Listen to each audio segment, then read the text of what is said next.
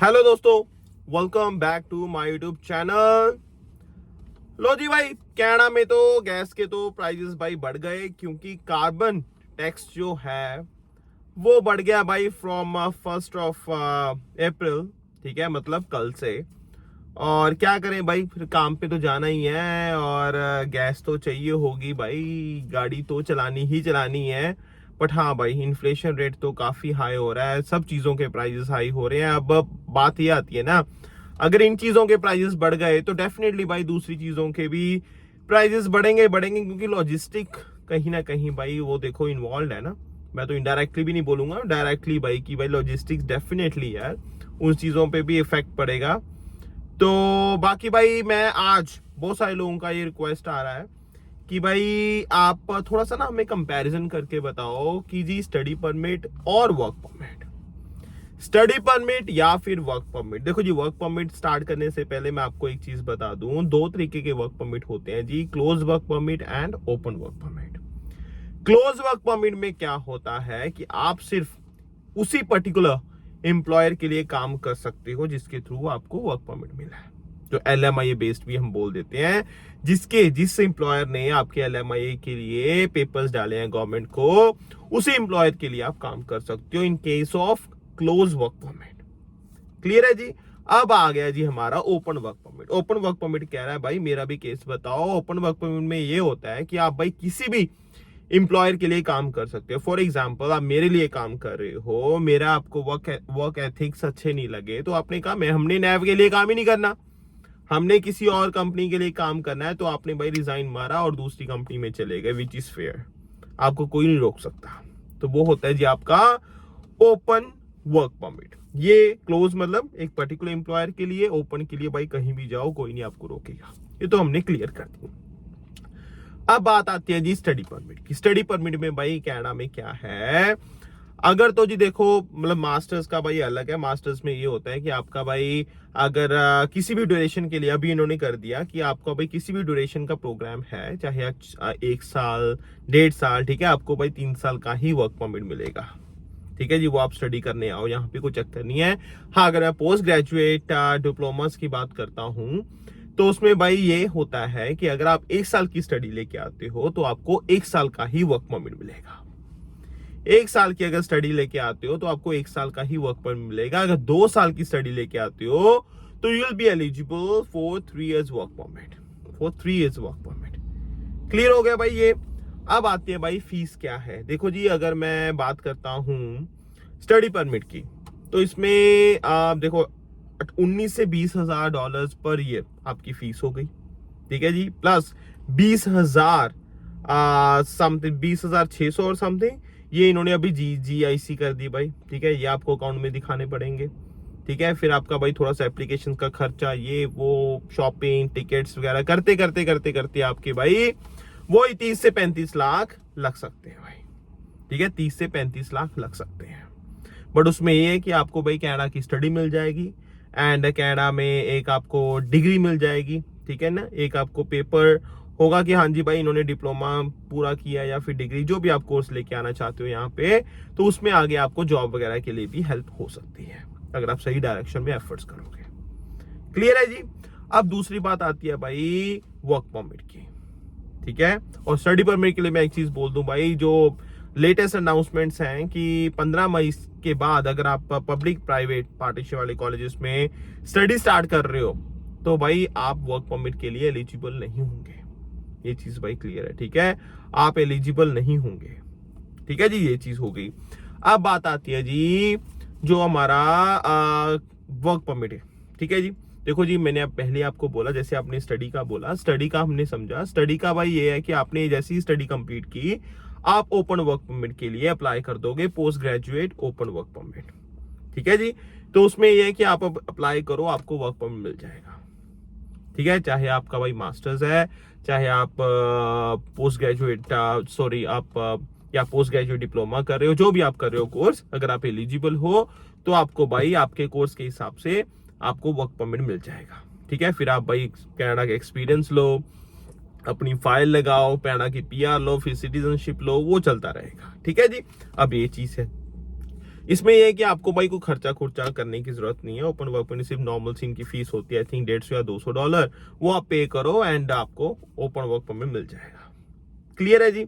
अब एक चीज और है भाई, मान लो आपका कोई पार्टनर, मान लो आपका पार्टनर है, ठीक है जी, वो यहाँ पे स्टडी कर रहा है, ठीक है, और वो मास्टर्स या पोस्ट लाइक जो पीएचडी डॉक्टरल प्रोग्राम्स हैं उनमें स्टडी कर रहे हैं, तो वो आपको स्पॉन्सर कर सकते हैं और आपको उस केस में भी ओपन वर्क परमिट मिल सकता है, स्पाउस ओपन वर्क परमिट, ठीक है, SOWP मिल सकता है भाई, ठीक है। हाँ, वो अलग है भाई कि दूसरे अभी अप्लाई नहीं कर सकेंगे, इन्होंने वो चीजें बंद कर दी हैं जो हमारे डिप्लोमा वाले कोर्सेज होते हैं, ठीक है।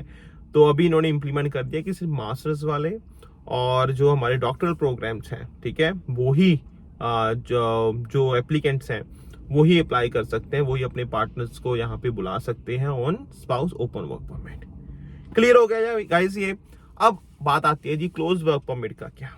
देखो भाई, क्लोज वर्क परमिट केस में सबसे अच्छी चीज क्या होती है कि आपको भाई 50 पॉइंट्स आपको एक्स्ट्रा मिलते हैं, जो हम CRS की बात करते हैं, जो हम कनाडा PR की बात करते हैं, जो हम एक्सप्रेस एंट्री की बात करते हैं, उसमें आपको भाई 50 पॉइंट मिलते हैं, जो कि आपका स्कोर कहां से कहां ले जाता है, जो आपका स्कोर कहां से कहां ले जाता है। बट उसमें यह है कि भाई LMIA लेनी पड़ती है। LMIA क्या है भाई, गवर्नमेंट को बोलता है ये आपका एम्प्लॉयर कि हमें ये बंदा चाहिए, स्किल सेट का बंदा चाहिए जी, ठीक है, तो गवर्नमेंट उस चीज को अप्रूव करती है, तो फिर मतलब आपको LMIA मिल जाती है, फिर आप ओपन वर्क परमिट के लिए अप्लाई करते हो, आपको क्लोज वर्क परमिट आपको मिलता है जी, ठीक है। तो क्लोज वर्क परमिट बेसिस पे आप अपना काम स्टार्ट करते हो, ठीक है जी। अब देखो जी, LMIA अगर तो आप ले सकते हो भाई, फिर तो मैं कहता हूँ बहुत अच्छी बात है, बट लोगों को पे भी अच्छा खासा करना पड़ता है भाई।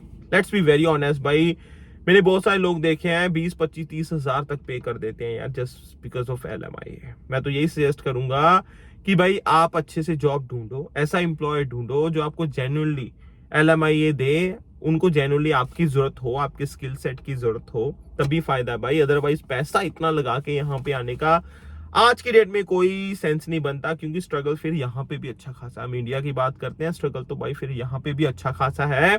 फिर आप इतना ज्यादा इन्वेस्टमेंट करके आ रहे हो, फिर पता नहीं फ्यूचर में क्या होगा क्या नहीं होगा, PR का क्या इशू, वो एक बहुत एक बड़ा एक चैलेंज बन जाएगा आपके लिए, जो आपको दिक्कत दे सकता है डेफिनेटली।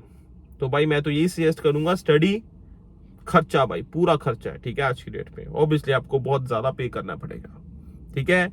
दूसरा भाई, क्लोज वर्क परमिट, ऑब्वियसली ऐसी कंपनी ढूंढो जो आपको भाई हेल्प करे, जो आपको एक्चुअल में चाहे कि हाँ जी भाई ये हमारे साथ काम करे और आपको पैसा ना देना पड़े भाई, वो चीज है। एंड फिर भाई ओपन वर्क परमिट का, स्पाउस ओपन वर्क परमिट का, वो भी मैंने आपको बता दिया, ठीक है जी।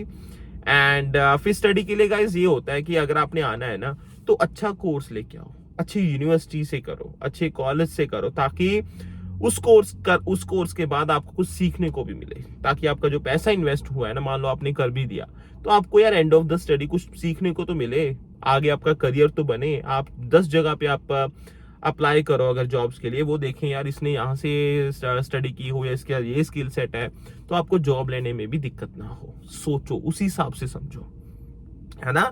ऑप्शन है सारी आपके पास, स्टडी परमिट ले लो, ठीक है जी, उसके बाद फिर आप ओपन वर्क परमिट के लिए अप्लाई कर लो, ठीक है, फिर कनाडा का एक्सपीरियंस भी ले लो, फिर आगे आप कनाडा की PR के लिए अप्लाई कर सकते हो, करियर बना सकते हो अपना, वो ऑप्शन है आपके पास। मैं भी भाई ऐसे ही आया था, ठीक है ना, मैं स्टडी पे आया, ठीक है जी, उसके बाद मैंने ओपन वर्क परमिट लिया 3 साल का, और उसके बाद मैंने साथ के साथ PR लगा दी, ठीक है जी, तो वो सारी चीजें हो गई, ठीक है।